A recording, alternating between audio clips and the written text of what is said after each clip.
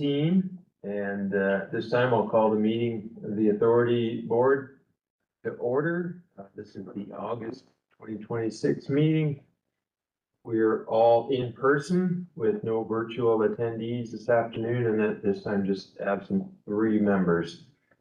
So our first item of before us this afternoon is that I'd like to acknowledge with respect the history, spirituality, and culture of the Anishinaabe, the people of the Three Fires known as Ojibwe, Odawa, and Potawatomi Nation, who have inhabited this land from time immemorial. And further give thanks to the Chippewas of Saugeen and the Chippewas of Nawash, now known as the Saugeen Ojibwe Nation, as the traditional keepers of this land. We also recognize the Métis whose ancestors shared this land and these waters. May we all, as treaty people, live with respect on this land and live in peace and friendship with all its diverse peoples. Item 2, disclosure of pecuniary interest. Any disclosures to be made at this time? I'm seeing any. Item 3 is call for additional agenda items. Are there any additional items members would like to raise? I'm seeing any. Item 5 is approval of the authority minutes from July 22nd, 2026. Are there any questions, comments? Adopt the agenda. Oh, perfect. I went right past that motion to adopt the agenda. Could I have a motion to adopt the agenda? Moved by member Dubik, seconded by member Urick. All those in favor? Carried. Now we're into approval of the minutes. Any questions, comments to any items in the July minutes? Not seeing any, so I would entertain a motion to receive. Member Mackey, seconded by member Winters. All those in favor? Hearing, thank you. Item 6 is business out of the minutes, of which there is none at this time. Item 7 is the consent agenda. Are there any items within the consent agenda members would like to speak to or vote separately on? Not seeing any. Any questions, comments? So I would look for a motion to receive the consent agenda at this time. Member Bell has so moved, seconded by member Urick. All those in favor? And that's carried. We're quickly down to first of a couple of business items this afternoon, which is a Q2 budget report back. And welcome, Tim, at this time. Thank you, Mr. Chair. As per usual, I'll give you a very high level of the budget at this point for Q2. But if you have any questions or need clarifications on anything, by all means, we can discuss that. So as expected, the Q2 budget's proceeding well by the end of June. Expenditures are on track with about 45% of the budget spent. At that time, year-end forecasts are currently showing a slight surplus, but we're early in the year still at Q2, so we'll see. Currently, our expected forecast is that will balance itself by the end of the year. We do see higher amounts of revenue and expenses in stewardship, and that's because we received a $30,000 grant from the Greenbelt Foundation. Our capital projects are progressing well, but you'll see that show up more in Q3 and 4 because most of that work for us happens in the summer and fall of the year. And we do, as noted previously, we do plan to bring back a report to the board on the admin center financing once that project is fully wrapped. Once this project is fully wrapped up, there's still some loose ends. And but overall, we're on track at the end of Q2. So through you, Mr. Chair, I'd welcome any questions or comments or clarifications that the board may. Okay, thanks, Tim. And are there any questions to the report? It's pretty straightforward and everything's pretty close to the start of the year projections, pretty much as you went through each department this time. So not surprised not to see any questions. So we do have a motion acknowledging that there is no further questions or comments to the report. Motion to receive for information. Member Winters is so moved. Member Dubik is second. Last minute questions. So all those in favor of receiving that as information, and that's carried. Thank you. And the bigger update, I guess, for us And the second item here, CAA updates, and we're currently at, so back over to you, Tim, to present an update to the board here. Absolutely, and I've actually got a presentation for the board, so I'm just see on how I'm gonna get that on the screen for you. I think I can share it. Bear with me.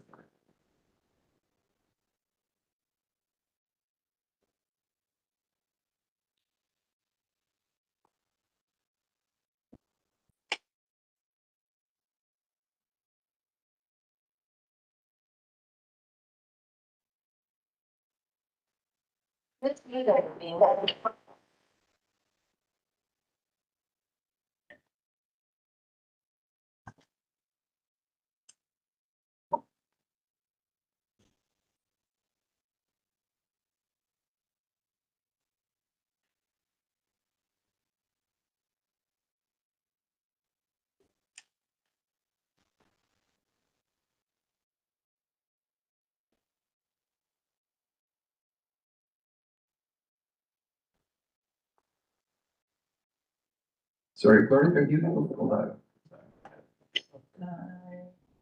I'm sure it just was in the package there. Oh, never mind. Oh. No, Look at that. So what I'll do for this is, just as a reminder of where we're at, go over a little bit about the changes that are being proposed, just to make sure we're all on the same page, but I'm sure we are, because we've talked about it a lot. So this map shows the 36 conservation authorities throughout Ontario. The dark gold lines show the existing conservation authorities. The color shaded areas represent what will be the new conservation authorities. So the green one that's shown in the sort of middle of the screen where the cursor is moving, that will be the Lake Huron Region Conservation Authority, of which Gray Sauble sits sort of at the top and in the middle, over here on Georgian Bay and Lake Huron. A closer view of that shows the counties that are in this, and you have this in your board package, so I don't expect you to be able to see that on the screen right now. But it does let you see the municipalities, the upper tier and single tier municipalities that fall within our new region. And so as we've talked about before, a new governance structure is going to take place effective February 1st. So right now, obviously, each of you represent our board of directors or may constitute our board of directors representing your respective municipalities at the lower tier level. And effective February 1st, the boards of directors will be made up of representatives from the upper and single tiers. So Bruce County and Grey County within our region, but some of the regional municipalities will be Durham region. The government reps provided from these new municipalities has been broken out for us more recently since our last board meeting. So at the last board meeting, we knew that it was going to be representation by population, but we didn't know what that was going to look like. And we expected that it couldn't follow the same model that it follows today, or you would have massive boards or 40 or 50 people on these boards. So what we have received from the province is they've got an environmental registry of Ontario posting open right now, and it's open till September 12th to provide comments. And it's proposing a structure for what that representation by population is going to look like. So this chart breaks that down. So what they would do, the same way that we use current modified value assessment for funding right now, they would use a similar method for population. So if Grey County has 100,000 people in it and 98% of Grey County falls within our region, with the other 2% falling within the Lake Erie region, then 98% of that population value would be applied to our area. So it's the same concept as the way we do levy right now, just using different numbers. So in that iteration, they would, bundle all the municipalities that occur within a regional conservation authority together, and each of them would have a certain percentage of the total population of that region. So, for example, for us, Grey County has 6.4%. I'll come back to that slide in a second. And York Region would have substantially more because the population density is higher. So in this model, any municipality that carries 30% or more, or sort of, 30% or more of the population of the Regional Conservation Authority would get 4 board members. Any municipality that has 15% or higher, but less than 30% would get 3. 5% or greater to, just shy of 15% would get 2, and under 5% would get 1. So within our region, using that model and the numbers provided to us by the province through the ERO posting, this is what that breakdown looks like. So we would have a 21-member board for Lake Huron Region Conservation Authority. 4 of those members would come from York Region, 3 from Simcoe, 2 from Durham. That's Durham Region, not the village of Durham. 2 from Barrie, 2 from Grey County, and then 1 from each of the rest. So I haven't done the math myself, but talking to my counterparts, I understand that results in a breakdown of about 11 urban members to 10 rural members. Again, that's unsubstantiated because I haven't done the math on that myself. If that were the case, so that's a relatively even break between rural and urban. We've heard some, obviously, people are putting together their comments, agencies are putting together their comments on the CRO posting to say, yes, we like this model, or we hate this model, or we want to tweak this model, whatever that comment is. And so some of the comments that we've heard have related to, what if you eliminated tier 4? What if you maxed board member participation at 3? And if that were the case, this would look pretty much like it looks right now, except that York Region would have 3 instead of 4 members. So whether they would like that or not, I don't know. But in the instance that it's a 10-11 split right now, if that change were made, you would be looking at a 10 split. You would be looking at in Lake Huron's jurisdiction, split between urban and rural. Again, those numbers aren't, I haven't looked at them to quantify that. Sorry. Yeah, How are you defining urban and rural? Well, that's the other thing too. Since I'm not the one that did the numbers and defining it, I don't know the answer to that. So that's something I would want to look at. But certainly when we look at any of the existing conservation authority jurisdictions within the region, where we start to see truly urban is on the eastern side. Certainly we have urban areas, like rural urban areas within our existing watershed. So, town of Meaford, City of Owen Sound, things like that, but they're not urban in the way that Newmarket is urban. So we would want to look at that, but even when you look at those jurisdictions like Nottawasaga Valley that has a portion of Barrie in it, they're still largely rural, agriculture or rural. And my distinction in my head there is the Grey Sauble is largely rural, but we're not all agriculture, right? So we have a lot of forested and wildlands as well. And even when you get over to Lake Simcoe, they still have rural areas. So I'm not sure is, I guess, the long-winded answer to your question there. Some of the other ideas that we've heard going around that could be considered by the province, and this one's a little more complex to explain, but is to utilize the populations from each of the lower tier municipalities and keep them geographically where they are when considering, does that lower tier municipality fall within the boundaries of, say, the Lake Huron Region Conservation Authority before rolling it up to the county or upper tier level? And what I mean by this is if we look at Durham Region, a lot of the population there is in Ajax, Pickering, these southern areas that are along Lake Ontario, and they're not actually up in our part of Durham Region. So we've heard about some looking at it from that perspective and putting that comment forward to the province to say, if we did that, that would change the structure of the puzzle a little bit too, because it wouldn't, the population in, say, Durham Region as an example, wouldn't be as high as if we looked at the entirety of that municipality. So that would require some underlying math before you roll it up to that county side. So those are a couple of the things that we're hearing about right now. The only thing I would say to that too, on a go forward basis, that math would always be evolving then. If they were to pursue that. And okay, so just like it is now, right? There was once upon a time, Meaford had one member on our board. Now Meaford has two members. Jordan Bluffs had one member, and two as you caught that 10,000 population point. So those changes to population are going to continue to happen. The shift between how many people live in rural Ontario versus how many people live in urban Ontario is going to continue to happen.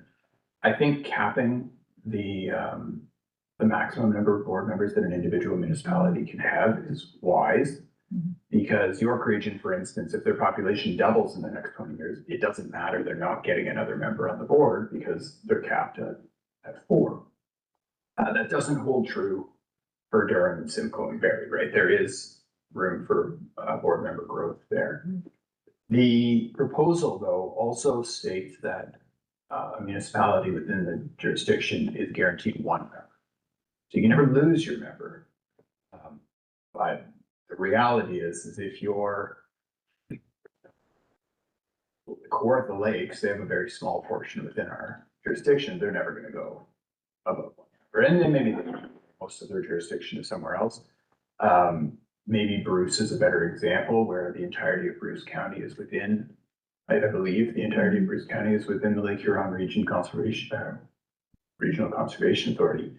And they currently carry 3.7%. It's unlikely with the way the population demographics are going to change that they're ever going to go above that. They may hit the 5%, but so this is what we're looking at. I think overall, probably a good idea. Could it be tweaked? Maybe. I think it would be important to do the math on what that tweaking looks like, and we're happy to put forward any comments that the board wants to see. But when we're talking about this very disparate sort of area of very urban eastern 400 corridor kind of development, and then the rest of our watershed, there's got to be a balance in some way or another. It's not going to be a perfect fit.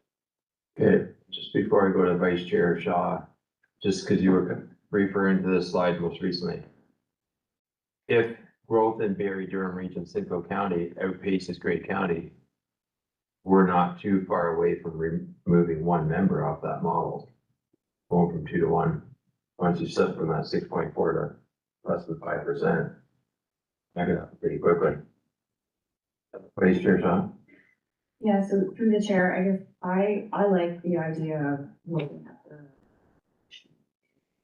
watershed that's within the area, for the reasons that you state. I think, it does skew this distribution quite a bit, having those populations that are falling in that, I think that's the east, or east central region. And I guess I'm also, so I guess if we're gonna submit comments, that's like the board to consider. And I think it also then lends itself to that historical role of lower tier municipalities still kind of, playing a role, being cognizant of the role that they've played in conservation authorities to this point. And then I also, the Kawartha Lakes with like 1 board seat at 4.2%, compared to Huron, like it's such a small portion, and I think today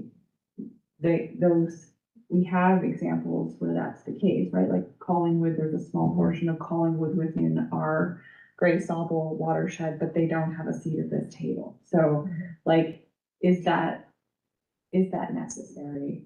Because I was surprised when I saw Kawartha Lakes on this breakout when it came out. So I don't know if that like 0.2%, would that be comparable to like what Collingwood, if you were to compare today, and maybe it can't even be compared because it's not really apples to apples, but I guess I question Kawartha Lakes having it. And I think a comparable, an apples to apples comparison would be that when we look through all of the information, the breakdowns like this that the province has provided in their supplementary information, which is included in your board package. Peel region is missing about 1.2% from its total. And that 1.2% appears to be in the Lake Huron Region Conservation Authority, but they're not showing up here.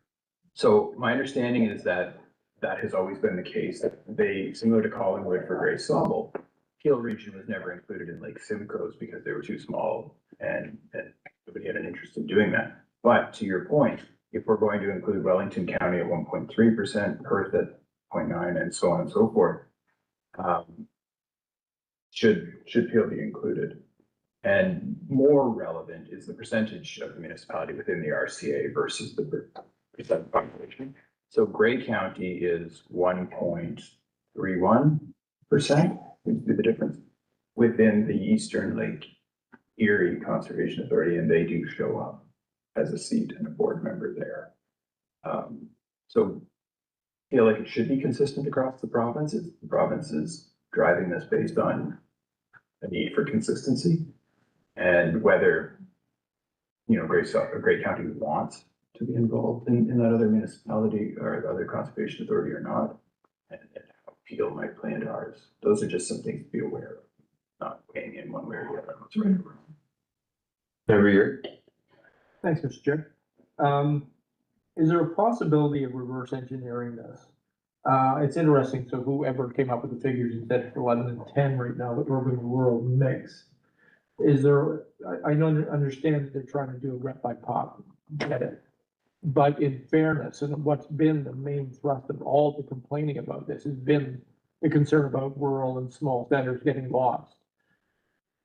Is there a way to reverse engineer so that they could say there will always be kind of either an 11-10 kind of split, so that even if the pop splits to what you're talking about, somehow you designate that there's got to be 10 urban or 10 rural on there at least to make it equitable. It's the only way I can see having an equal voice in the thing is to determine them by urban and rural reps, and then back that into figuring how that's going to work with the population.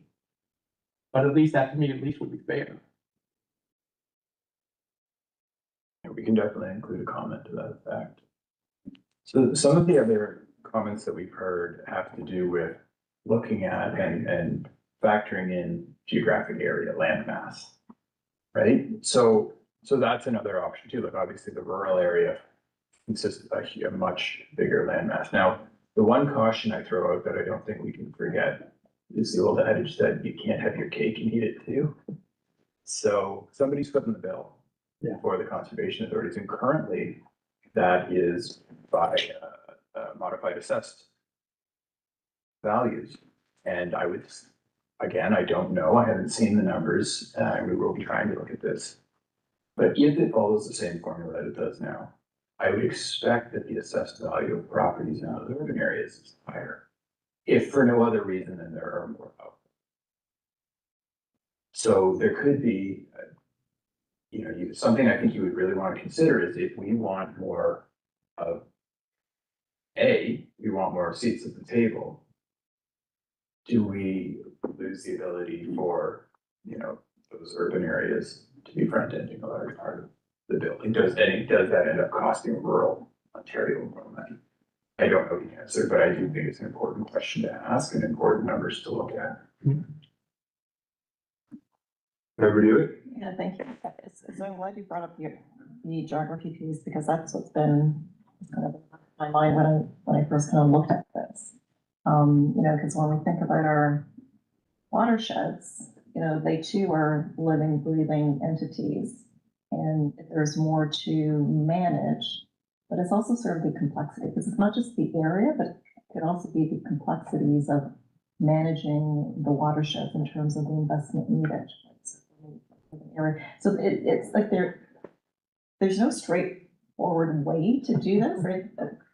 But somehow, but just the factor of size of watershed and geography still, you know, is in the back of my mind, but I don't know how you know, it's a concept, but I don't know how to fairly represent it, right? I don't know if it becomes sort of like a secondary factor that you do sort of a weighting, with the geography, and population. It starts to become complex. And I think we have to, for practicality purposes, I can understand sort of this approach, and this is pretty much the approach that we've been using too, right, with town population. So it's just a comment, it's because there's complexities.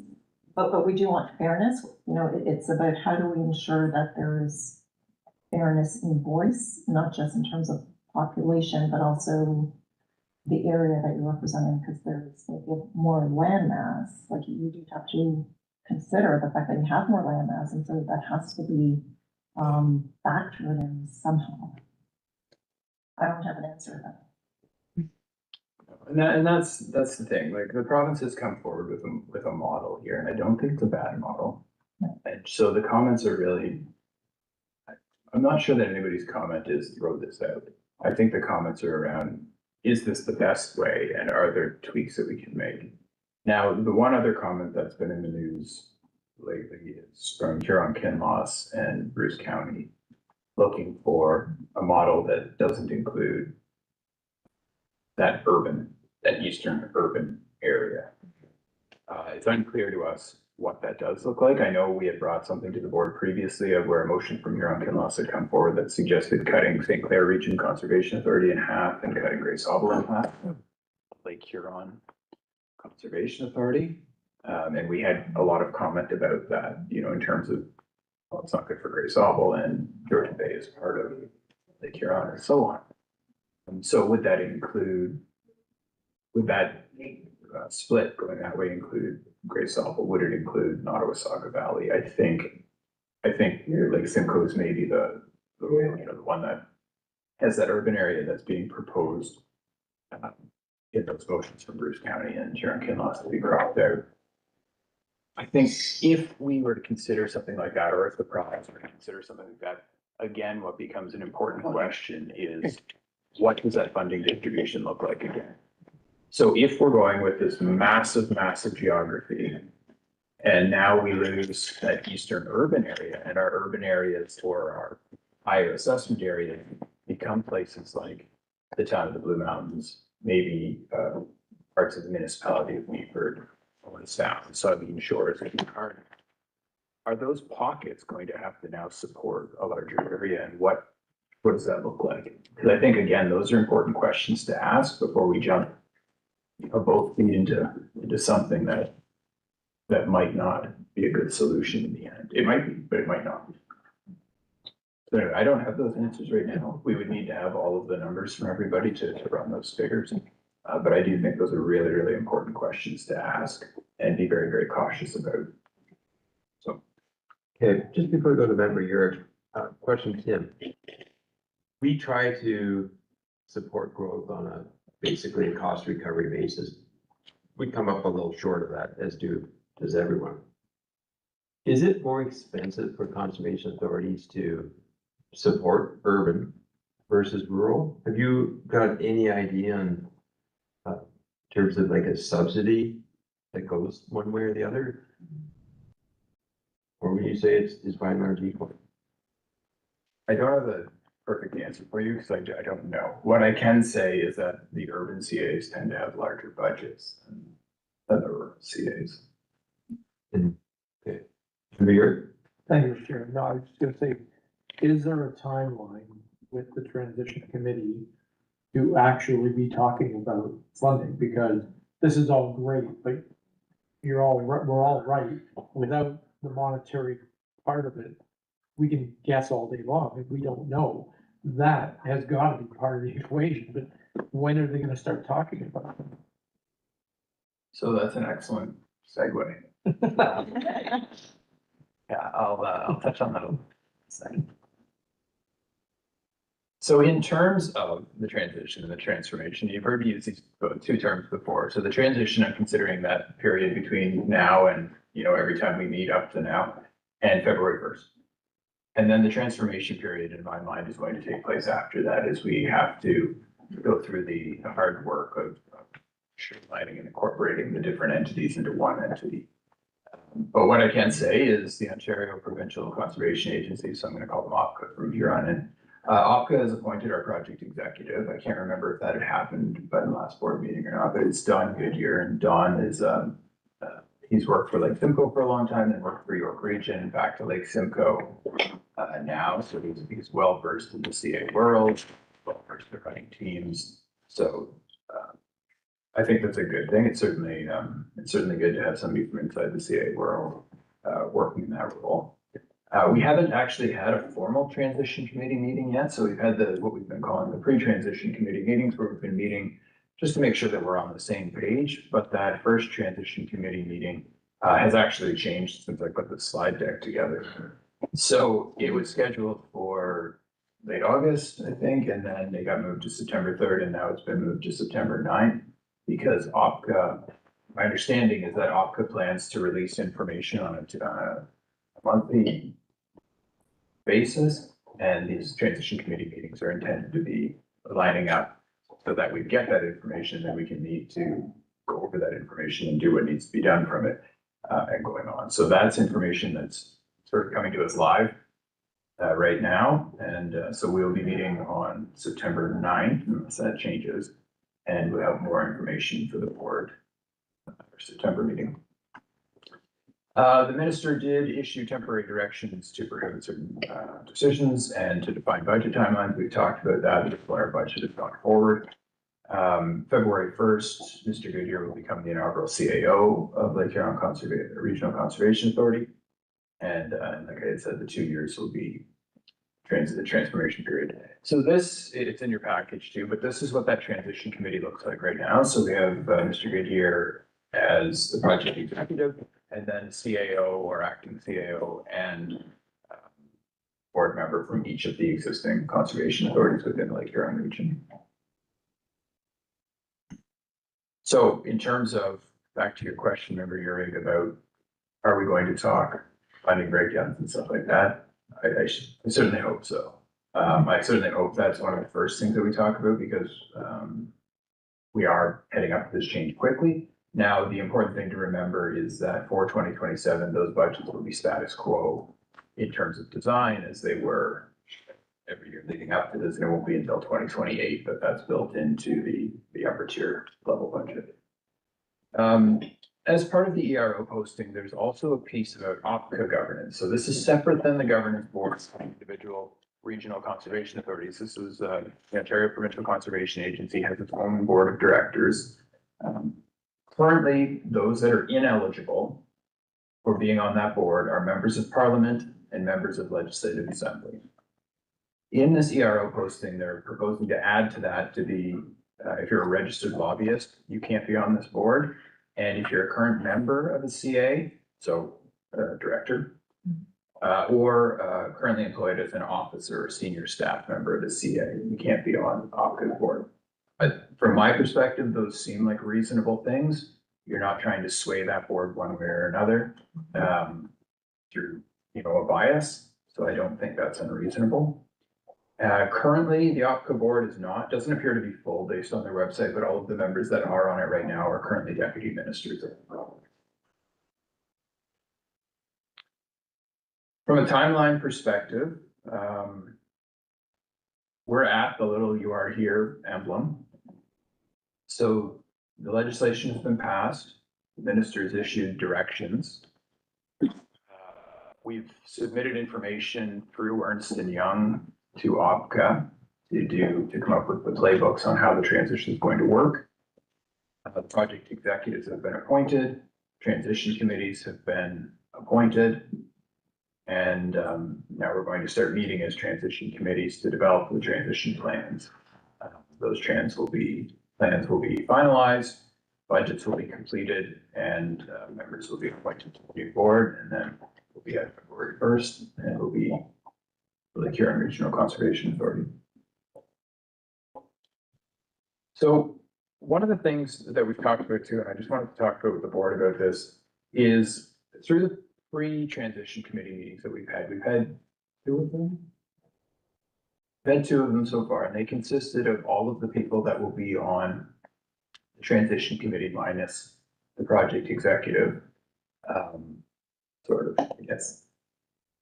So one of the things we came up with through that is guiding principles. So one of our regional city counterparts in southwestern Ontario did this as well to set the stage for how we want to move through this process and what we want to keep top of mind as we move through this process. So I didn't put them in the board package today, but at the board's pleasure, I can put them in September meetings and the board can vote on those if you'd like. But essentially, the guiding principles are around governance and accountability. So maintaining accountable and transparent governance, just like we do today. And I think that'll be more important as we become a larger entity to make sure that still happens. Maintaining fiscal responsibility. Again, I feel the bigger you get, the less obvious some of those things can be. And I think it's important that we continue to maintain that transparency. Develop a system for equity and fair representation within the proposed system. So we talked a little bit about what that could look like. Region this big, there's no perfect system, but I think it's important that it's at least we're thinking about it and we're working towards that. Maintaining local service delivery and developing performance measures and accountability. So just the same way Grace Sauble set up KPIs for all of our strategic initiatives to say, we're spending this, we're doing this, and this is how you know that we're succeeding on doing this. I think it's important that we keep that moving forward too. And so another guiding principle is service and community outcomes. So just like it sounds, maintaining service excellence goals and standards, continuing to respect the local identity of each conservation authority, because we were developed locally, we do represent local communities. I think it's important that that's maintained. Encouraging a phased approach to the transition and honoring existing program and service agreements. So that would be those category 2 and category 3 agreements that we have. A third pillar, as it were, watershed management. So it's ensuring that we maintain uninterrupted service, continue focus on a watershed-based approach, and include flexibility within the system to accommodate local needs so that that's not lost. Fourth pillar is people and organizational transition. I will note these are not in order of importance. They're just how they came up. But ensuring that we stay committed to the staff that work for us and talent retention and ensuring collaboration on integrating organizational culture as we move forward, because no two entities are going to have the same culture. And I think it's really, really important that we do maintain what we have and that ideally you take the best from everywhere and come up with a better culture at the end of the day. And then engagement and trust. So maintaining clear communications with staff, municipalities, and stakeholders throughout the process. I feel from Grace Sauble's perspective, we've been trying to do that. We've certainly tried to keep our staff updated. We try to keep you updated. We don't have a lot of information. So as we move forward, hopefully that'll start speeding up in the next couple of months. And yeah, so those are the sort of guiding principles that as a group we thought were important. And we're looking to finalize those at the transition committee. And if the board's interested, member Sean, I can definitely bring that back to this board table for endorsement if you feel that's warranted. Okay, member Hubert. Thank you. So thank you. Yes. So I do believe that would be helpful to see that in writing. I think it's glad those were developed. And also just wondering about the local committees. There was conversations about there may be creation of local committees to ensure that we are following up the local voice and concerns. And just wondering if there was more information about how that will be structured, what that means. Yeah, so our understanding is OPCA is, I'll say deprioritized with a small letter D. Like it's not that it's not, they don't think it's important. I think they think there's a lot of other work that has to happen right now too in terms of the transition. And so what OPCA has told us is that the regulations that would create watershed based councils or committees would come later. So what I'd like to see though, moving forward, we're trying to figure out what this balance is going to be between going from these local entities like we are now to much larger entities, recognizing that we expect to have the same offices and the same staff on the ground, and trying to figure out how do our lower tier municipalities who still just sort of in an indirect way now still do pay for that levy, right? And I think I was at Blue Mountains the other day and one of the councils mentioned there is only one taxpayer. Of course, that's true. So what I'd like to see is a couple of things happen. One, I'd like to see, obviously, the local offices continue to exist, and we've been told they will. Our local staff continuing to provide the services that they provide on the ground, and again, we've been told they will.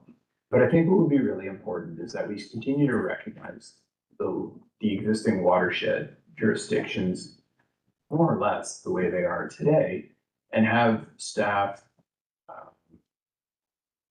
watershed manager role or whatever that title is, that continue to do, like, oversee, so my role essentially here, but the goal of that, and I've been talking to some of our local councils about this too, is that what I would like to see is that when budget time comes, that a budget is developed at the local level and it rolls up into the bigger one. And then we still go to your local municipal councils and talk to you about that budget and the work plan.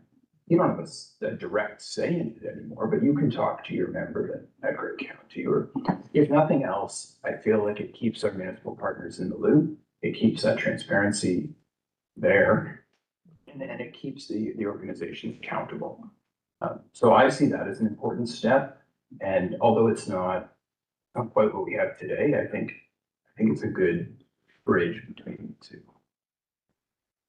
But what? Yeah, and thank you for that, because I think that is important to be clear, what the local entity feels, like the local watershed feels is needed to, the dollars need to be invested, the dollars need to operate, the services within the watershed.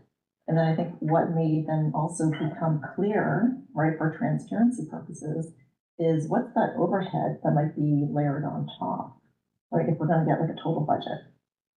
Right, and so I think understanding that, I think, is important, because I think, as part of our voice, as part of the lower level, we need to still keep the effort here, right, because, like, I think, we all agree this is like, there's gonna be additional costs to this because we are adding layers. And so we do want to ensure that we're still keeping any additional, sort of overhead costs other than, so having clear distinction around budget time, around what's needed to operate this versus an overarching body for more broader governance, I think is important. Yeah, I agree. So we'll have to see how it plays out. We'll have to see what sort of structures are put forward, but I think that makes good sense in terms of trying to maintain local service. Yeah, just go member Maxwell and then member Day and you member your things. Thank you, Chair. I was just kind of wondering, what happens if there's a change in the provincial government and the new government says, we like the way conservation authorities work, but we want to go back? Is that possible? That might happen? That's probably not for us to speculate. No, I know, but I'm just like, can a different government, provincial government unwind what's been done? I wouldn't see any reason why they couldn't. They can try and do whatever they want. Sure, they would have that authority. All right. You just gotta get it out there, Alex. Oh, no, I'm just throwing that out there Yeah. because I think we're all thinking about, the worst scenarios possible. I'm thinking of a different one. Okay. Yeah. Anyway, I'll just leave it at that. Thanks. Member Day? Thank you for your comment, Member Maxwell. Just curious, I don't think I fully understood if we are going to submit an ERO submission for the September 12th date regarding the new board structure. And if there was desire on part of the board of directors, then if my gut feeling is that addressing population as opposed to land mass would be the most feasible way to go. I feel like the province has tweaked some things based on their own assessment or based on comments. I don't think they massively changed the borders, but they did take Thunder Bay out, for example, based on comments. And I appreciated your comment, Member Greg, about population growth and how long-term population growth and Durham, Simcoe, and Barrie could affect Grey County's proportion of the vote at the board, at the unit board. So it feels like an opportunity we could take if there was desire to do so on our part. Mhm. I'll go to Tim before member York takes. Yeah, so I mean, based on what's been put forward by the province and based on what I've heard from the board, I know there have been, like I said, there have been comments that we've heard about utilizing land mass. My suspicion is that the province is most likely to be receptive to comments that align generally with what they've already put forward and moving that needle around a little bit as opposed to something dramatically on the other side. So based on what we've heard from the board, I'm looking to put forward comments on this that cover off the idea of using a weighted system, for lack of a better term, of the lower tier municipal populations, so that there's a distinction on how those play out at the regional or upper levels as they blend into the regional CAs.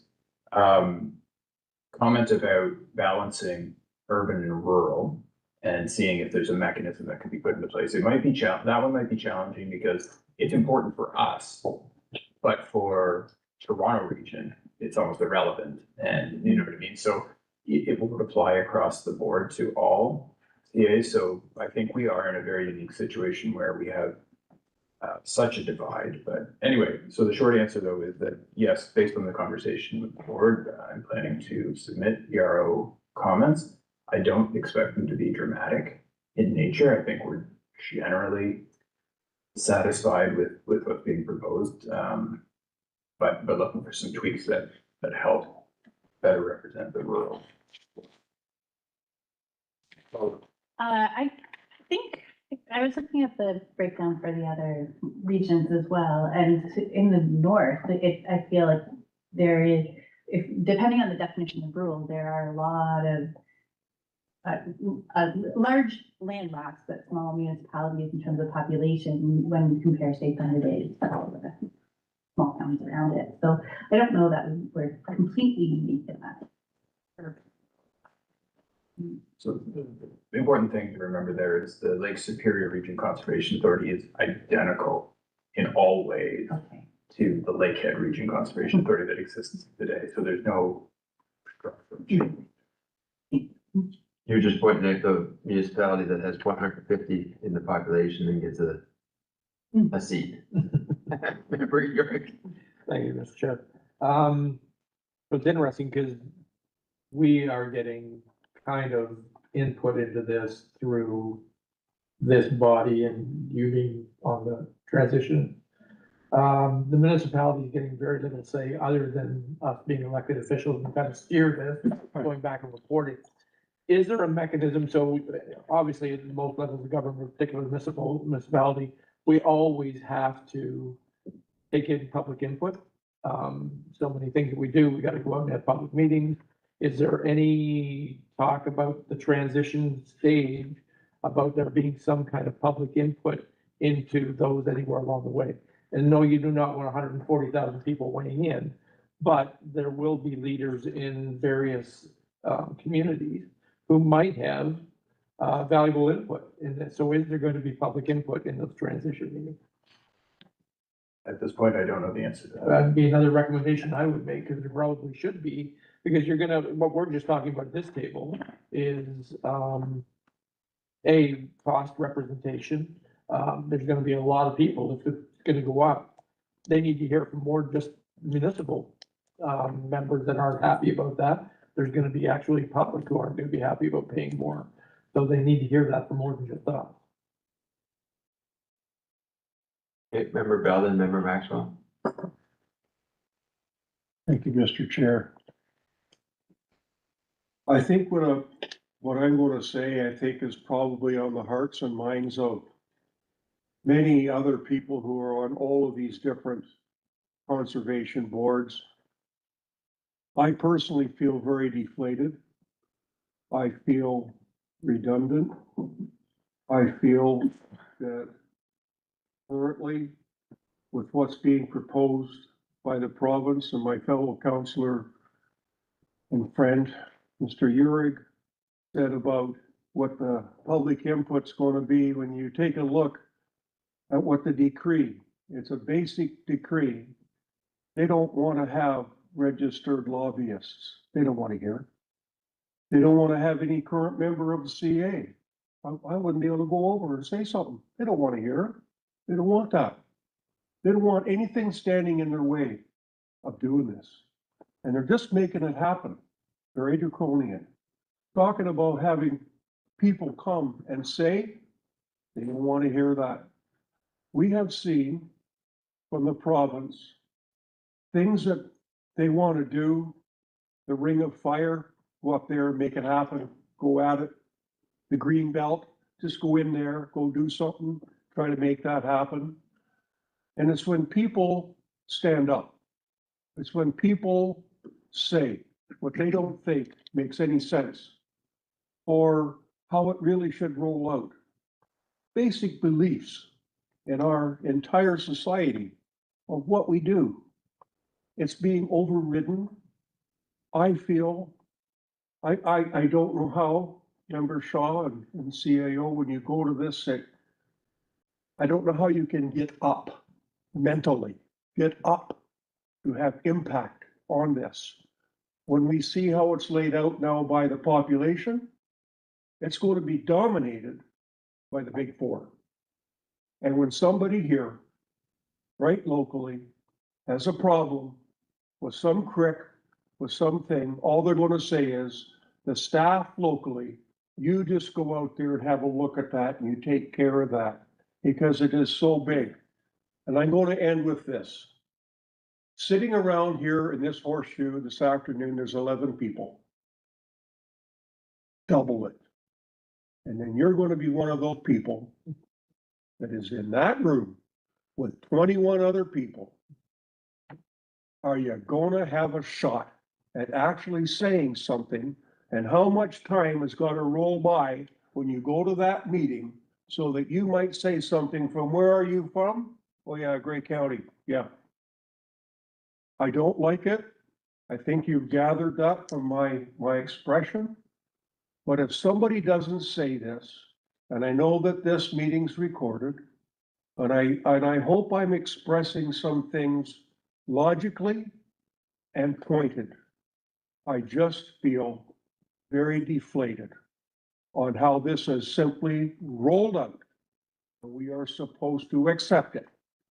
And I wish you, CAO, and you, Jennifer Shaw, all the best when you go through these preliminary meetings, because I don't think inside myself I would have the power to do what you're going to need to call upon to bring our voices to those meetings. And I wish you all of the best, because if you think at all like I've expressed, I do wish you well, because this is one of the biggest changes that we're going to see in our society. And we're talking about things that most people care dearly about, the environment and conservation. And this is what we're left with. Thank you for listening to me on it. I appreciate that. I hope I haven't said something that maybe the most of you don't agree with. I hope that you believe in some of the things that I have said. Well, thank you. That was easy to listen to because it was well said. Member Maxwell. Thank you. You, I've got it a little briefer, but you're very passionate about that. That's very good. I was just wondering just how will small municipalities and small conservation authorities with less political capital lobby for resources? That's, and I think that's kind of what you were saying. And I just don't see how you can. Well, and that's echoing the concerns expressed from here on Kinlass in their advocacy. Tim? So I think when I look at something like this, I try to think about what tools do we have at our disposal? And so one of them is who sits on the board, right? And so how many representatives do you have on a board? I think the other side of that though is who are your staff and what's the work that they're doing and what things can they leverage to do this? So when we look at a board of directors, from my perspective anyway, when we look at a board of directors that has 21 members on it and oversees an area that's 22,000 square kilometers in size, I firmly believe that that board can't be getting into the weeds of what's going on in the organization. That has to be truly, truly a governance board, which means that the operating side of things, as it likely should be, is at a staff level. And then there's obviously going to be a hierarchy at that staff. This is why what we'd like to see is leadership roles remain at the local level.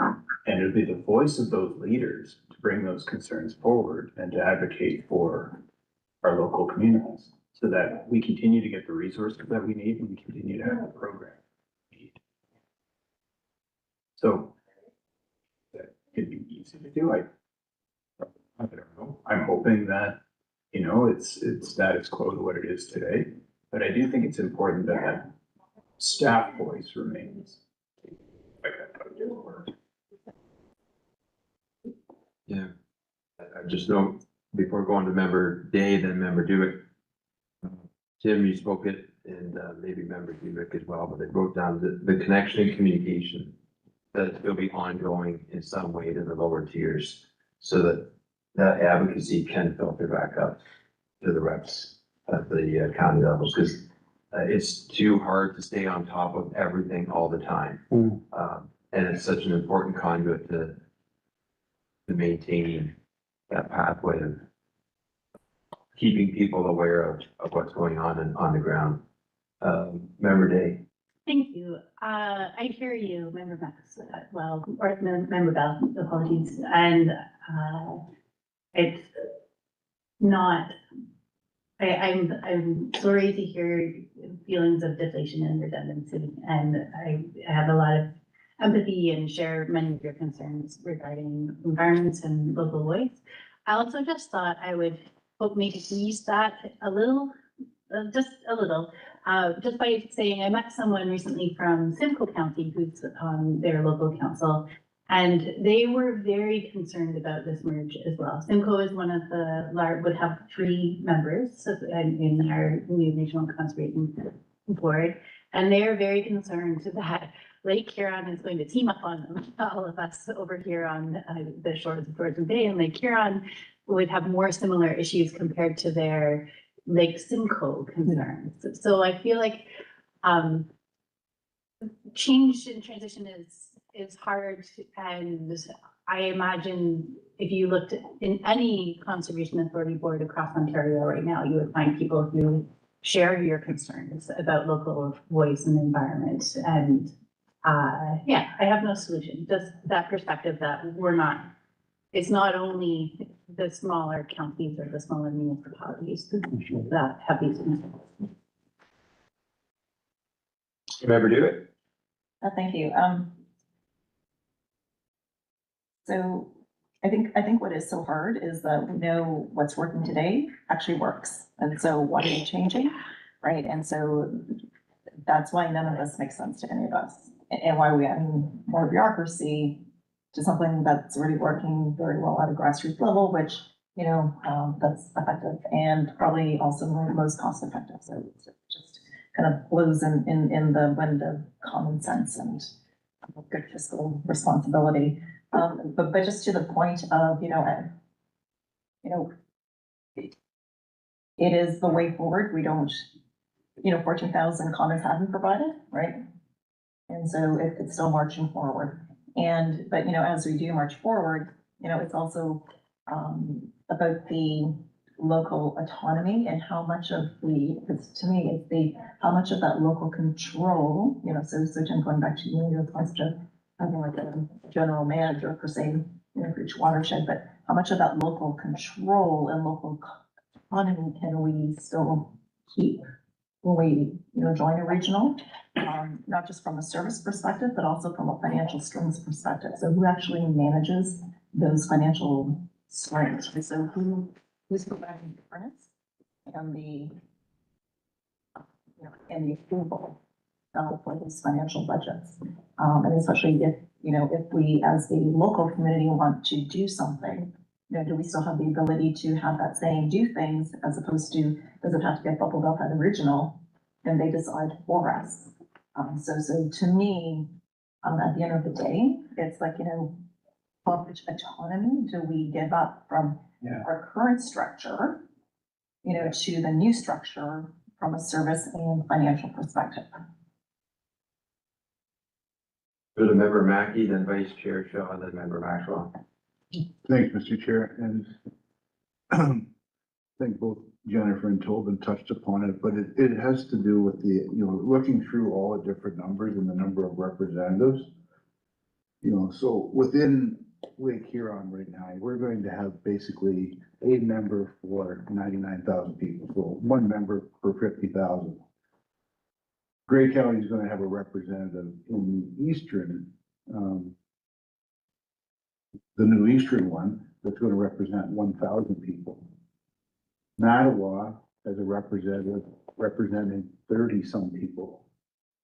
So I don't know how they tweak that or how you can make it better, but there seems to be a, you know, for Grey County to send a member representing 1,000 people, it doesn't really make sense to me.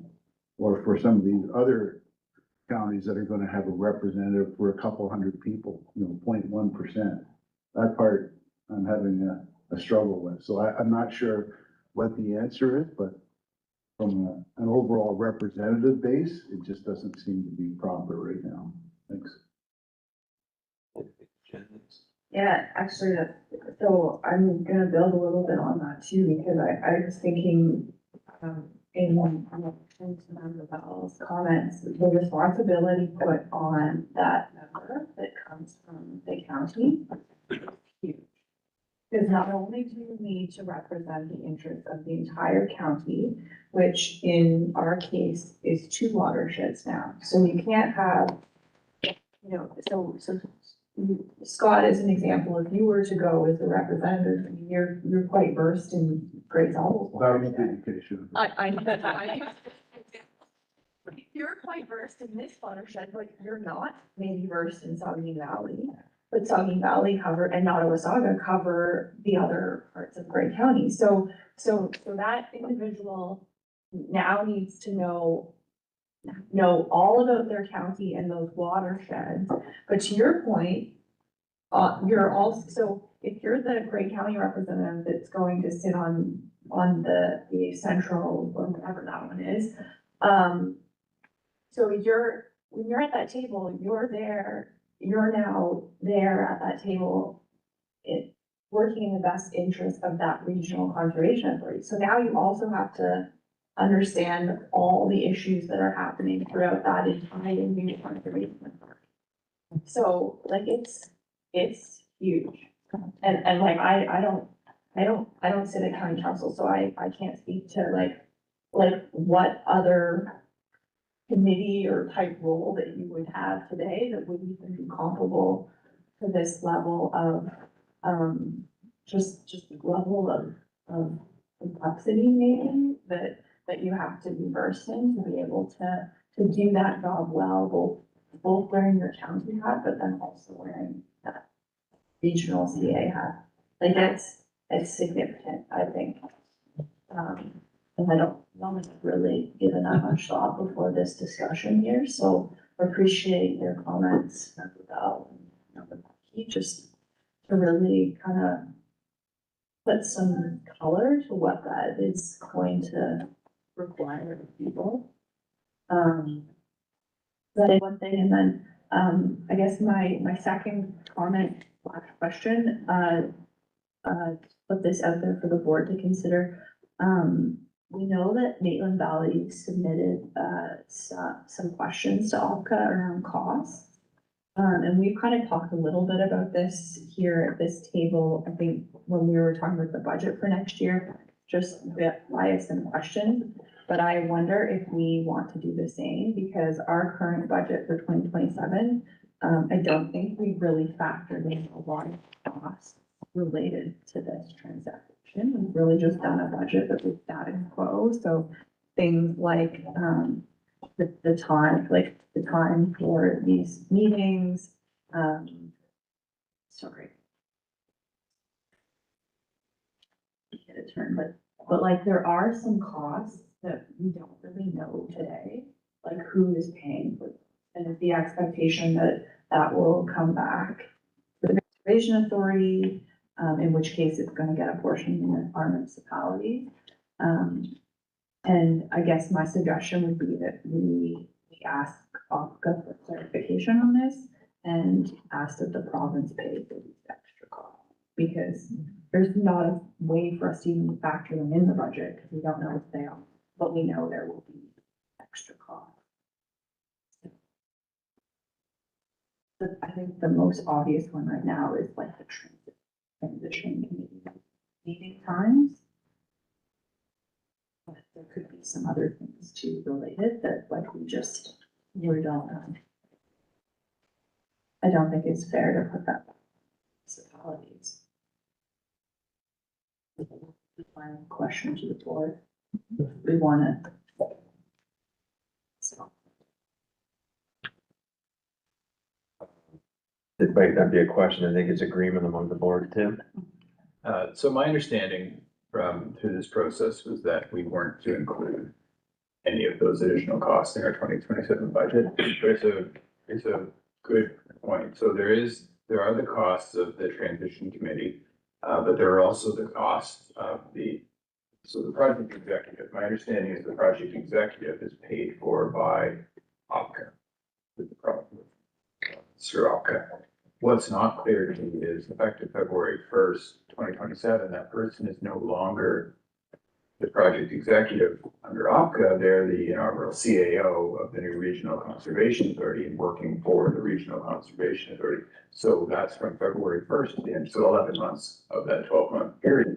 And it's unclear to me who's funding that.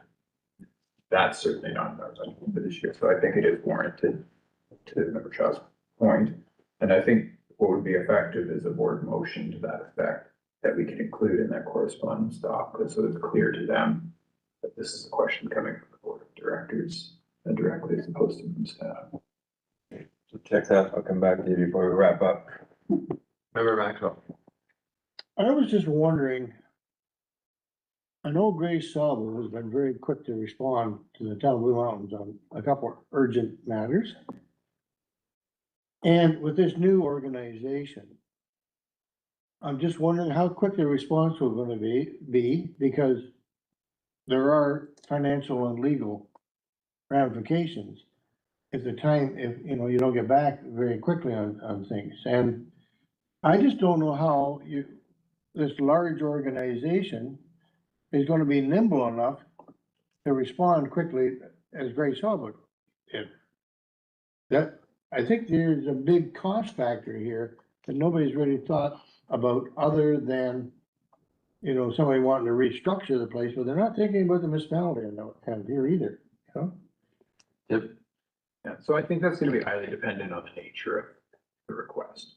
So if it's an operating type thing, like the correspondence that happens between our staff teams with regards to a flood event or something like that, that level of service and that work should continue unfettered from the way it is today. It should be identical. If it's something, to your point, that would impact, need a legal review or something bigger picture like that, presumably that would take some time to go through the process. But I think most of the interactions that we're talking about are at that local level. So as long as the local offices and the local staff continue to do the work they're doing, I think the goal is that relationship should remain intact the way it is today. Oh, okay. Thank you, Mr. Chair. So to that point, and I was gonna ask this question earlier. First off, I agree with you 100%, Ken, and thank you for bringing that up. So when you made a really good point about this is gonna be really more of a governance thing than a nuts and bolts thing. So having said that, and to Jen's point about how do these people know what's going on in 13 entities? So when you're talking about the transition or setting or making suggestions about what it's gonna look like at a board level eventually, is there gonna be a report coming from each county to each board meeting that people will then have to look at for each of these? And that doesn't even make sense for Kawartha Lakes at 0.2%. And so that's even gotta be divisive about what that's going to be. But the reality is, to your point, Jen, for that person to know what's going on in all the watershed and to have an educated opinion about what you're gonna do, you really need to know what's going on. The only way you can know what's going on is if these individual entities are providing reports on a regular basis. It's one thing to say, yeah, I've got a flood problem, make a decision, and let me know what I'm gonna do. It's another thing to sit at that board and know what's going on anywhere, and then being asked to do a budget and making decisions going to impact. So to me, my recommendation, not recommendation, but just a thought for the going back is, what is that gonna look like at that board level to be aware of what's happening in each one of these entities? Is that gonna literally be a report from each one that they have to get on what, monthly, quarterly? I don't know. But they're gonna need to know. Just before I go to the member, do it, I may be the only one that had considered this going in, but to probably reference or drop on some of the concerns that are expressed from here on Kinloss and the agricultural CAs. I just had wondered about even some hybrid membership models. I don't know how you come up with that.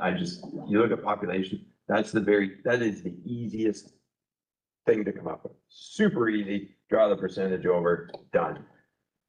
I just can't help but wonder, I don't know how you do it. But whether you've got a board of 21 or 23 or 24, having one or two or three members at large in a hybrid model to represent the agricultural background or rural CAs is something that I had kind of kicked around coming in here. I'm just not sure how and if that could be done, but I'm sure if anybody else had considered that beforehand, but that's just something that Tim. So what I would note on that is that the Conservation Authorities Act currently, and I should check myself, there was talk about changing this, so I don't know if it's changed or not yet, but up until recently, for sure, the Conservation Authorities Act included a provision to have an agricultural member on a board if the minister assigned them. So Grace Hall never had a member assigned by the minister. And then there were certain restrictions on that member. They couldn't vote on budget, was their budget related things because they didn't represent one of the participating municipalities that was fighting the bill. So I think I would imagine there would still be an openness from the province to have that sort of representation on a board or some sort of member at large, and we can certainly factor something to that effect into our comments. I personally think it's an important consideration.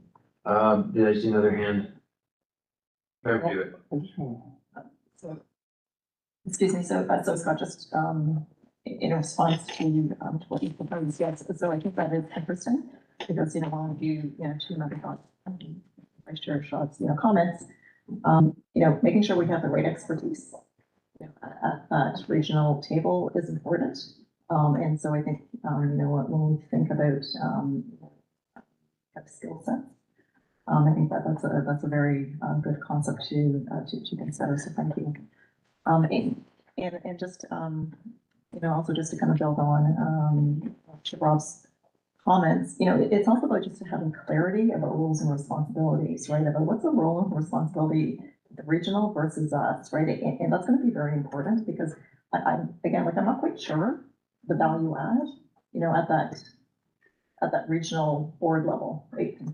Like, I'm not sure, just because it's so diverse and large, et cetera. Like, I don't know what guidance they're gonna provide versus the guidance that needs to be provided, on a watershed basis. So the roles, so I don't know if that's been factored yet, but the roles and responsibilities, is going to be very key, right, as we move forward. So as we operationalize this. And just maybe just a last comment. So when we talk about the population representation in the grid of 1 to 4, just my thought is the lower level and the upper level, I think as we've discussed, I think are really interesting, and good to really kind of play with and figure out, because I think there is something about where is that cutoff level at the bottom level, And at the, you know, the top four, I'm kind of actually curious to see what does that look like, you know, if you max it at 3 as well.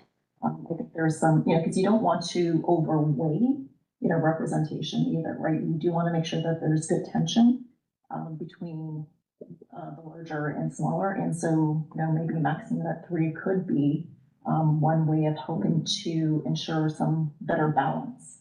So maybe there's, you know, you'd have to play around with those numbers to kind of see what that translates to, but I'm interested to, on those both on the top and bottom.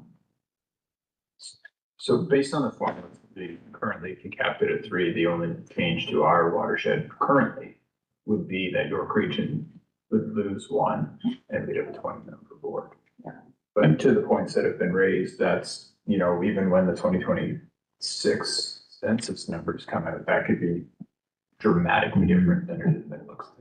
Exactly, and then the scaling between, you know, the 1 to 3, right? And, you know, you may want to kind of, if we did max it at 3, then that 1 to 3 scaling might need to be revisited as well. Alex? Thanks, Chair. Just building on what you were saying about urban and rural. You have 22 members. Is there any possibility that these 22 different members could actually go and look at each other's place and say, hey, listen, you know, we got this, you got that. So they get an understanding of, there's nothing like getting out behind a desk and actually going and have a look at something. Is there any opportunity for exchange of information? Or is it all just gonna be sitting around a desk and everybody saying, a piece of paper? I mean, shuffling piece of paper are not always a solution. That's my take on it. The only thing I would say to that is, what is urban and what is rural? I mean, Scott Gregg could represent a conservation authority coming from Owen Sound, and you could say, well, you got an urban representative, or Scott Gregg could represent Grey Well, County, and what do I know about the Grand River discharging in Dunville? But I could be assigned to the board, like further to what your comments are. You can't just pick a member from Osprey Township or someone that fits the puzzle. Yeah, so, Yeah. I guess you've got some notes, and concerns. We knew that it would be a wholesome discussion. And we're thankful for your ongoing work still, and even when I saw the first official meeting in September, I'm like, I don't know what they've been calling your meetings to this point.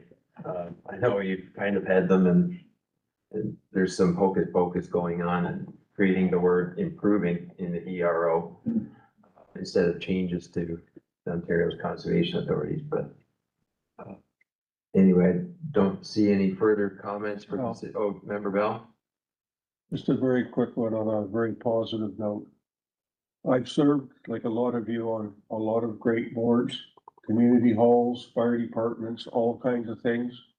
And I want to tell each one of you to your face, this is the finest board that I've had the privilege of being on. Like-minded people with a professional outlook, with a heart that believes in what we're doing. This is the best board that I've had the privilege of serving on. And I will always look back at this in my life as one of the best times. And I really mean that. Your leadership is outstanding. And the commitment we've had from past chairs and vice chairs been great. You've knocked yourselves out. You have done it right. And anyway, just wanted to end with that. This is the best board I've ever been on. And I don't think anyone will ever supersede it. Thank you. Thanks, Member Bell, and I'll extend those comments to the members that aren't here today. So, not seeing any further comments to this item, we don't have a formal motion that's required. Tim's got his notes made, so we can advance.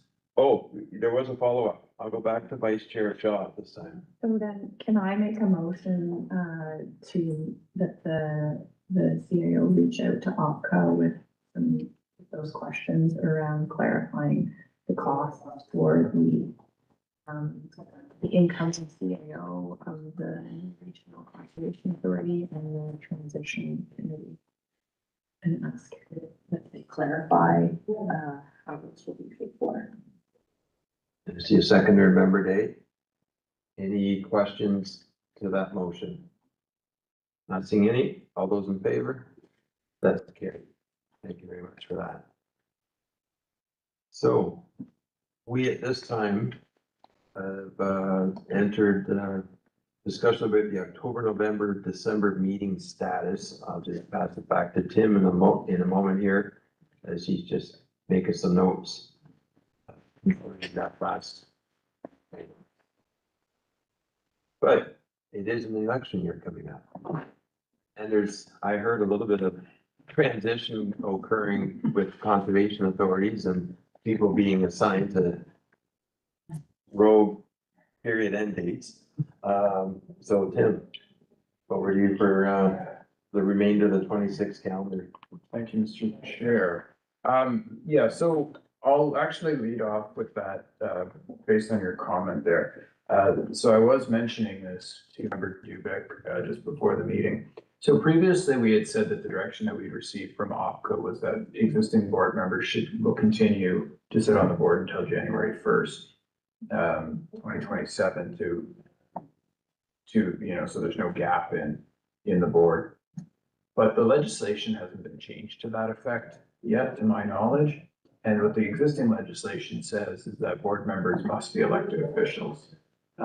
So what that means, unless the legislation gets changed, is if you are no longer an elected official after the October election, you can't legally sit on this board of directors.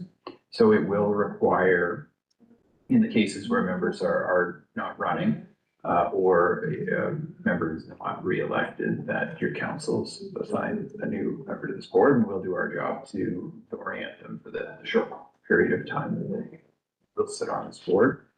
And for those of you who are acclaimed or re-elected, we would strongly encourage you to fill in that role until January 31st. But, so. Go ahead, Member Mackey. Thanks, Mr. Chair. So Tim, current members not seeking re-election, not elected, would be able to sit on this board until the new council is sworn in, right? Which would be, it wouldn't be the election day, it would be until the new council is sworn in, which would be, what? November.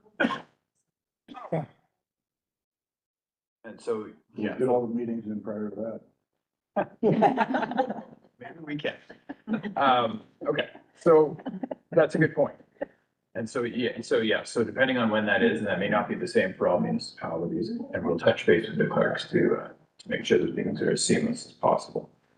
Prior to this meeting, Valerie pointed out to you that we had a motion in December that we had forgotten about the details of, that had actually we had set the board meetings for the year, but in doing so, we had the foresight at the time to move the October meeting up a week to be October 21st instead of October 28th. So it actually comes, 4 or 5 days before the election instead of 2 or 3 days after the election. So currently that's what is scheduled based on the resolution from the board. That resolution from the board had no meeting in November.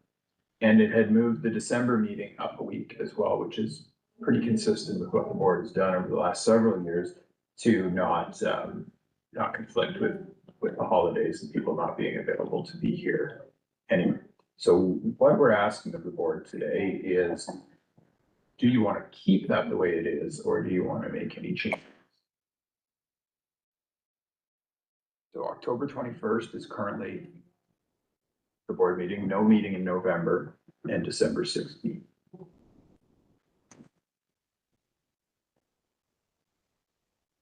You go from September 23rd, just on still 4 weeks. And I guess if you want to keep them, you don't actually technically need a resolution because you're not changing anything. Go ahead. I think that makes sense. I wonder if we could update the meeting sites, or do I have the wrong date? Yeah. I don't send that. We can get it fixed. Yeah, for sure. Okay. September 23rd and October 21st. Yes. So the September one would continue to be the fourth Wednesday of the, Yes. fourth Wednesday of the month. But the October one would move up a week and the December one would move up a week. So that's what's currently approved by the board. And I just want to make sure that we're all on the same page with that. And if we're not, if the board wants to change, that we make that change now. Tim, do you think you're going to need the December meeting? That's gonna be a quick turnaround for councils to, for the new councils to make their appointments. Based on history. Yeah, In a normal year, I would say we're probably fine without it, but in this year, I don't know. I just don't know that all townships or municipalities will have their appointments all made by that time. Sure, so it may not be a big quorum.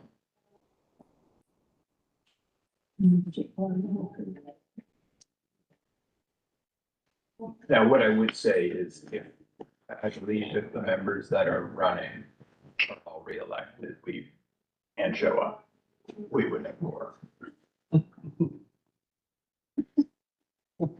Well, yes, there. You don't care. I care. What about all of you? Appreciate that.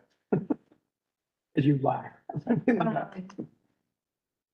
So I don't see anyone clamoring to say, let's change it, so maybe we leave it and, if though, right, like, well, I guess we'll have to wait till, we won't have a November meeting. So you'll just have to communicate with the clerk and find out. They're just inaugural and December meetings and appointments are happening, I guess, to this week. And so it may have to be canceled if it comes about with original people. Is that fair? It's not very clear direction. November day. This is all new to me. This is a time period in which I have not been involved in municipal politics, which is the end of things. So, we do have someone in Cleveland, Georgia Bluffs, who is not on the board at the moment, but who has been on the board in the past. So can someone like that be a temporary addition to the board before official, like if the clerk moved fast enough and the council moved fast enough, and it would, just throwing it out as a possibility. I don't know how many other municipalities would have that situation. I think as long as they're appointed from your municipality, that's fine. But the member couldn't just show up. No, just, I don't know if there's. They'll have their own terms of reference on how they appoint to Yeah. committees, so. Yeah. You'd have to have your new council sworn in, to be able to make that election for you. And maybe, I mean, maybe this is an exceptional situation with the Conservation Authority transition. It's an exceptional year. Maybe it's worth just some communication to the clerks, like FYI, this is what's happening. If there's an opportunity to appoint the Conservation Authority member sooner than later, that would be appreciated. Like, I don't know about others, but I'm sure at our council, we could do just the Conservation Authority members in one of those first meetings, if the rest of our appointments aren't. I don't know. But season, that might be a possibility. Chair, how many, so you're gonna go out and talk to each municipality about the budget. How many have you done so far? So, hitting all my points. Well, because you're gonna be there anyway, you should be the one to talk to the CAO at these meetings and saying, here's what's coming down the pike. Yeah, Make up your mind. so I've been to four, I have four left. Okay, yeah, four. Okay. But I'll reach out to the clerks offline if this for the confirmation. The remaining four would be a great opportunity for you to literally make all these points so the CAO can hear them and kind of put that in their mindset. You know, in Sauble, we used to have a new committee start date in February. We finally just changed it this year, so that we'll draw new committee assignments right off the bat, early on, so that we won't have that period, you know, it's on where you could have a temporary appointee to the Conservation Authority for 2 months. Yeah. And then have a new one, you're like, why in the world is that the process? Yeah. I think you mentioned it totally, what are some of the others? We've improved ours. I believe there will be changes this year in Oregon Bluffs as well. I'm not certain of the timing. Never do it. Yeah, so I think if you get in front of, you know, the ask, you will probably make it happen. Because you will need somebody from the high ones. And just pointing out that the December meeting is December 23rd, right before. No, The it's, 16th. it's They moved it the to 16th. Oh. So we have to correct the Okay, invite. I didn't see that, okay. We inadvertently sent out an invite that was just the Got it. fourth Wednesday. I caught up. So do you need a motion or is it status quo? If it's status quo, we don't need a motion. That we're at? Yeah. Okay. Discussion concluded. We finished that item. And to item 9, Chair's report, CAO's report. I'll talk some more. So a couple of updates. So last meeting, I talked to you a little bit about the Arboretum Trail, and we've got it in our budget for 2027. A little update on that. We are preparing to submit our grant application to the Community Foundation Great Bruce. Plus, we've got another grantor that we're applying to as well. We're in the process of securing letters of support, and we've got some great partners lined up who are providing letters of support for that project, including Community Living, the Alzheimer's Society of Grey Bruce, Public Health. We've reached out to Grey County, who will be reaching out to Jordan Sound as well.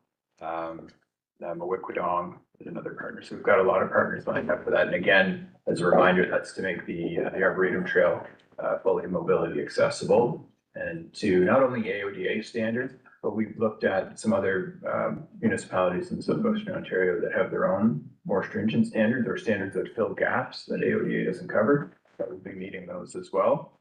And also talking with the Alzheimer's Society about, is there that opportunity to make a portion of the trail anyway, a dementia-friendly trail? And my understanding would be that that would make it the only dementia-friendly forest trail in Canada. Very cool. So looking at those options, but certainly getting the gears going to get money coming in that's over and above levy or reserves through grants and setting up a fundraising campaign too, because there's a lot of people that use this trail to walk their dogs and just get out into nature. And we'd like to give those people the opportunity to give back if they see fit. And we'll be looking for some community champions to help us do that as well. Rebecca? Tim, what would make a trail dementia friendly? So this was a learning experience for me too, but there's certain things, having the trail color differentiated from the boundary areas, so it's easy. Some of this we already just check off. So our trail is stone dust, white, a very different color than the green grass that's beside it. Having a certain number of benches, having space around the benches, having certain trail widths, having things, and again, this is one that comes easily for us, where there's sensory features on the trail. So for us, you know, there's wildlife, there's flowers, there's things like that. They're already there. We don't have to. But then where some of the stuff that becomes more challenging becomes really important is appropriate wayfinding for somebody who might have dementia, making sure there's you lessen the ability for somebody to wander off the trail and get lost. And so that's something we're gonna have to seriously look at with our trail system here, is which parts of it can accommodate that and which parts can't. And then also really good wayfinding to help people get off the trail. So the stories that we've heard are of people who get onto a trail like that, and they find themselves walking past the same point again and again because of their condition, they don't know how to get off of that trail again. So it'd be really important to have the system where they can get on and off the trail at the same spot and know how to exit that trail. So this is obviously not our area of expertise, but we'll be hopefully working with the Alzheimer's Society to see if we can incorporate some of those features into this trail system. I don't believe I heard school on your list of letter for support, but the DL departments or development learning departments. Of local school might be interested as well. I believe we reached out to both boards. So some of the letters I'm sending out directly and some staff are reviewing as well. But we do have quite a wide swath of partners that we're reaching out to, hoping to just sort of wrangle in everybody who could see a direct benefit from the trail for this. Last time I was here too, we talked a little bit about some concerns that had been raised at Erin Lake Conservation area. And that evening after the board meeting, we had a public meeting with members of the community from Erin Lake, and we got to hear their concerns, and they told us what those were. And so, yeah, well, they did. It's important, right? So largely what they revolved around is we had removed a dock that was in disrepair, like it was beyond repair. And we, the pavilion that also was become a safety concern and needed to be removed.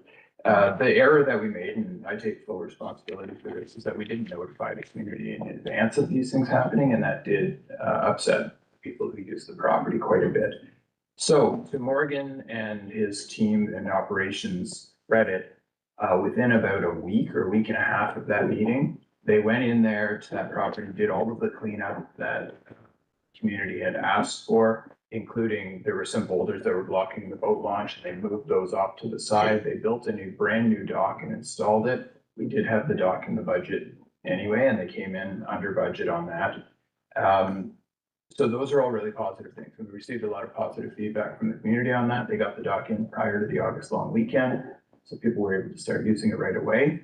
And as part of next steps, we heard from the community that they might be interested in a Friends of type group, as well as what we had talked to about the pavilion. Is that's for us, a pavilion is a large investment in infrastructure, and lately we've been factoring that into our management planning process. So to make sure that dialogue can continue, we're actually putting the Erin Lake management plan in our 2027 work plan.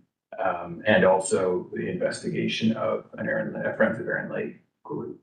So that we know that there's interest from the community. We know that we have their attention right now. We didn't get it the way we would like to get it, but nonetheless, we have it. And we're gonna leverage that to keep these discussions moving forward. And certainly, honestly, we got a lot more feedback from a lot more people than we ever would have if we had just asked a question. And again, we wouldn't take that same path the next time, but we're gonna, garner the positives from that and move forward.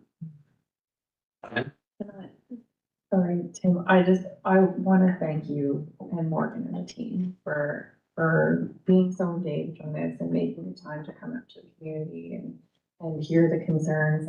I said the same thing, like I think if we had asked people for feedback, we would never have gotten all this feedback that we got. And so while it's not the best way to get it, it certainly showed how engaged, like the community really rallied around, or there is a passionate group of users there that rallied and came out, and after the meeting, we're continuing, more people were contacting me and reaching out. So just a huge thank you to you, Tim, and please pass it on to Morgan and his team.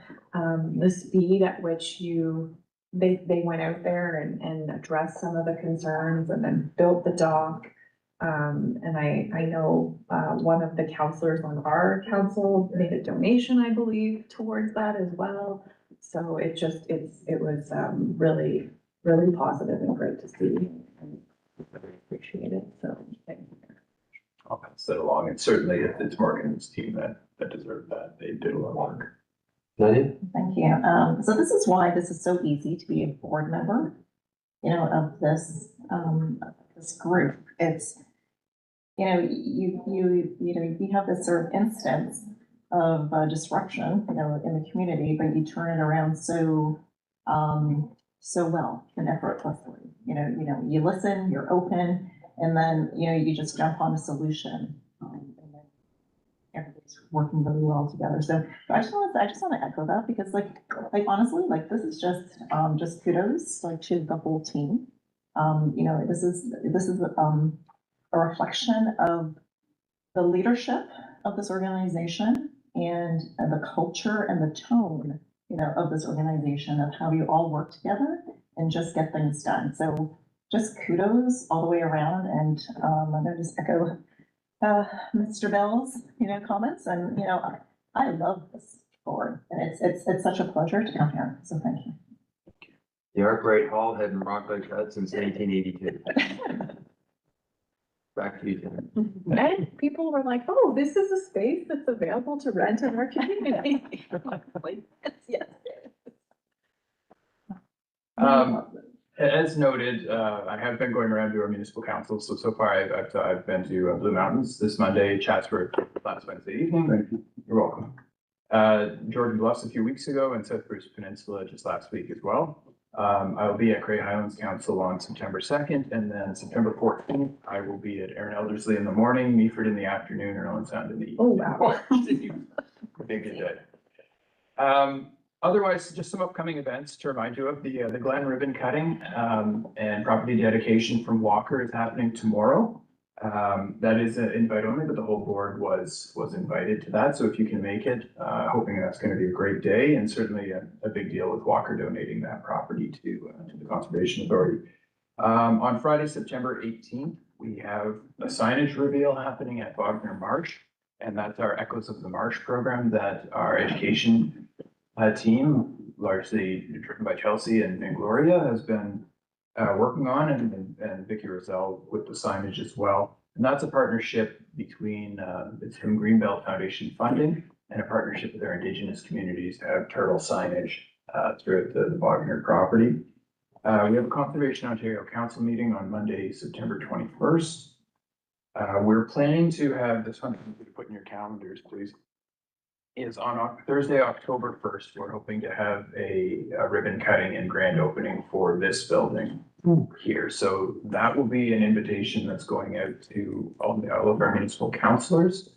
Originally, we had thrown around the idea of, like, is this a public open house? But that's a bit nebulous in terms of, like, it's an office space and it's hard to plan for that. So what we are doing is putting it out to all of our municipal councilors, essentially with the councils providing a large part of the support for this renovation through the levies, is to have the councilors come out, see the work that's been done, ask any questions that they have, and then just have a little thank you as well. And there will be a few partners invited to that as well. And then we've tentatively set October 22nd as our Volunteer Appreciation Day this year. And now that we have a space like this that we can invite people into, we don't worry about, is it going to be a sunny day or whatever. And so we'll be finalizing that internally and then sending that invitation out to our volunteer groups. What date is that? Volunteers. Yeah. It's tentatively set for October 22nd. Remember, Maggie? Thanks, Mr. Chair. Sorry, Tim, on October 1st, the ribbon cutting, what time? Oh, sorry. Yeah. So the invitation will be going out, but we're looking from 10 to 12. Thank you.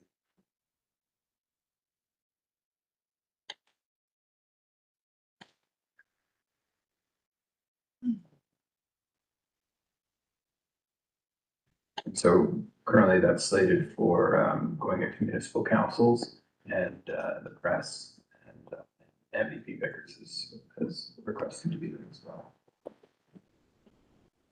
That's it from you, Mr. Chair. Okay. Not seeing any further questions. Under item 10, I have nothing new to report at this time. We do have a short session before us this afternoon. Perhaps I'll entertain a motion to move into close, and then we'll have a short little break. So just skip down here to the official. I'm already in the close there, so it's not there. Resolution to move into the session at 3:01, moved by Vice Chair Shaw, seconded by Member Duvik. All those in favor? And that's